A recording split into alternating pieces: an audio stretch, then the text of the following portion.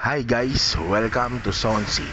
Diyan nga po pala ako nagtatrabaho. Yan po ay Sonsi House of Longganisa. Matatagpuan sa Mandaluyong, Madison Square, Pioneer Street. Yan nga po palang dalawang yan. Yan nga po pala yung mga kasamahan ko. Si Addictus 1 at Addictus 2. So ngayon po tayo sa loob ng restaurant. Maliit lang po yan, pero sigurado pong masasarapan kayo sa lahat ng mga iluluto at ihahain. Paano masabi? Yung naka-blue na yan sa loob, yan nga po pala ang co-pilot ko. Yan po pala si Joel Santa Ana. So meron po yung taga sa ulo.